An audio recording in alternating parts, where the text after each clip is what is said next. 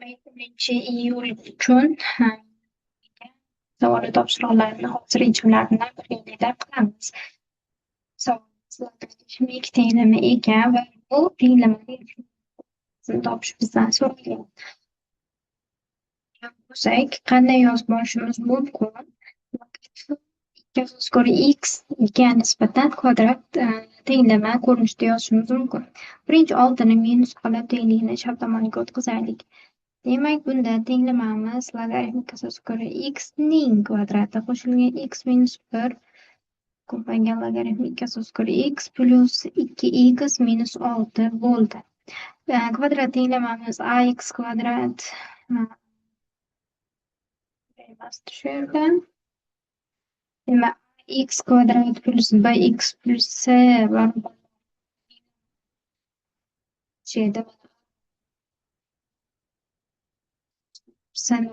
x minus 6 turibdi. Biz bu tenglamani x ga nisbatan hozir yechishimiz kerak. Shunda diskriminantimiz bizda x minus 1 ning kvadrati minus 4 ko'paygan 2x minus 6 ga teng bo'ladi. Buni yoyib yozadigan bo'lsak, x minus 5 ning kvadratiga keladi hisoblansa. Buni yechimlarini alohida rasmini ham tashlab qo'yaman. O'shanda ko'ra olishingiz mumkin. Hozir bunga vaqt ketkazib o'tirishimiz kerak yo'q. Va shunda birinchi holatda ildizimiz, ya'ni logaritmik asoskor x'imiz birinchi holatda nimaga teng bo'ladi? Minus x plus 1 qo'shilgan x minus 5 taqsim 2, ya'ni minus 2 ga teng ekan. Ikkinchi holatda minus x plus 1 minus x plus 5 taqsim 2 ga teng ekan. Minus x plus 3 ga teng ekan demak. Biz yana bir narsani esimizdan chiqarmasligimiz kerak. Aniqlanish sohasini olishimiz lozim. Ya'ni logaritm qatnashyaptimi? Mana bu x'imiz 0 dan katta. Hop. Davom ettiramiz.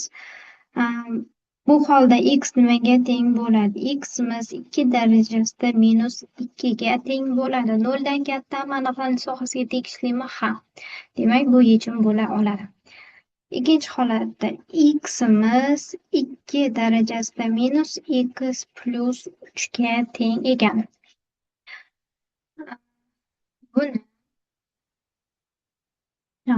hop, x ga 2 beradigan bo'lsak, tenglamamiz o'rinli bo'ladi. Buni qanday yechishimiz mumkin? Grafik usulida ham yechishimiz mumkin.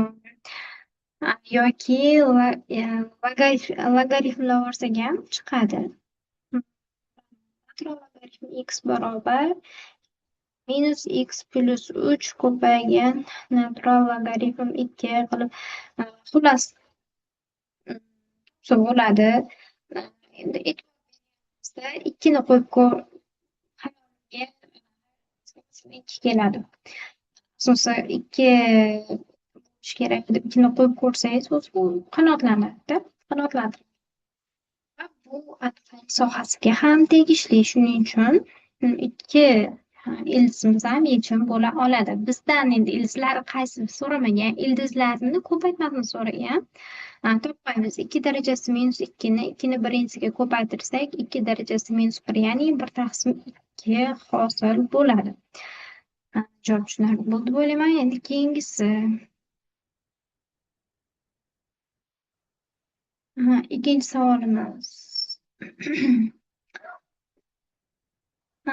O'chirib yuborgan ekanman men.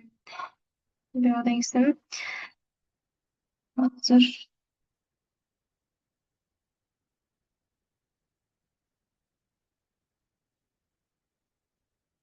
demak, savolni men bitta o'qib olishim kerak, asosiy fayldagisini.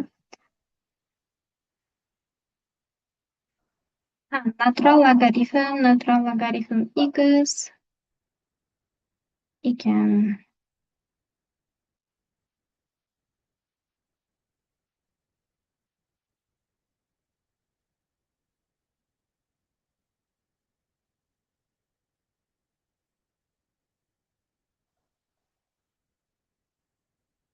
Demak, ikkinchi savol. Natural logaritm x taqsim x dx. Noaniq integral, aniqmas integralni hisoblashi so'ralgan. Xo'p, nima qilamiz? Bir taqsim xdan boshlang'ich olib dni ichiga kiritib yuborishimiz mumkin. Bu holatda nima bo'ladi? Natural logaritm x d natural logaritm x bo'ladi. Natural logaritm x ni t deb belgilab olsak, bizdan natural logaritm t d t hosil bo'ladi. Ya'ni t ga nisbatan oddiy integral hosil bo'ldi. Buni biz bo'laklash orqali yechamiz. Buni u deydigan bo'lsak, bu v bo'lardida. Bo'laklab integrallaganimizda u ko'paygan v, ya'ni natural logaritm t ko'paygan t minus integralda v, ya'ni t ko'paygan natural logaritm t'dan hosil olganimiz, ya'ni bir taqsim t dt hosil bo'ldi. Shunda bizda nima bo'ldi? T ko'paygan natural logaritm t minus buni qisqarib ketadi. Birdan boshlang'ich t ni o'zi chiqadi. Qo'shilgansa endi belgilash o'ziga qaytib qo'yamiz. Ya'ni t nimaga tengda? Natural logaritm x ga teng edi. Natural logaritm x minus natural logaritm x qo'shilgansa, demak bu bizdan so'ralgan qo'shniq funksiya edi. Keyingi uchinchi savolimiz. Burchak parallel to'g'ri chiziqlarga oid topshiriq. Bu turk geometriyasi kitobidan olingan. Unchalik qiyin emas, lekin qanaqadir qiziqarli savol deb o'ylayman shaxsan o'zim. Mana bu A, B bilan FH parallel va B, Y ni davom ettirsak, shu ikkita parallel to'g'ri chiziq kesib o'tgan bo'ladi va F 24 gradus bo'lsa, mana bu burchak nimaga teng bo'ladi? 100 minus 24 gradusga to'g'ri keladi. Chunki mana bu Y ni FYH ni tashqi burchagi unga qo'shni bo'lmagan mana bu burchak ichidagi burchaklar yig'indisiga teng bo'ladi. Demak, bu burchagimiz 100 minus 24, ya'ni 76 gradusga teng ekan. Xo'p, bu 76 gradus bo'lsa, ikkita to'g'ri chizig'i, ikkita parallel to'g'ri chizig'i, bitta to'g'ri chiziq kesib o'tyapti. Shunda A, B hashimizni A, B hashimiz bilan 76 gradusni qo'shsak, bizda 180 gradus hosil bo'ladi. Va bu burchak B deb ketaveray. Burchak B'miz bizda 104 gradusga teng ekan. E'tibor bersak, A, B, C, D qavariq to'rtburchak bo'lib qoladi va uni ichki burchaklari yig'indisi 360 gradusga teng. Bu 90 bo'lsa 180 bo'ladida.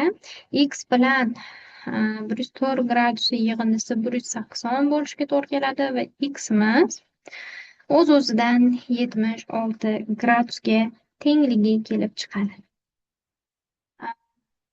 Yechim tushunarli bo'ldi degan umiddaman. Savollarimizni bemalol izohlarda qoldiringlar. Savollarimiz o'ta ham qiyin emas, ozgina o'ylasak chiqadigan savollar.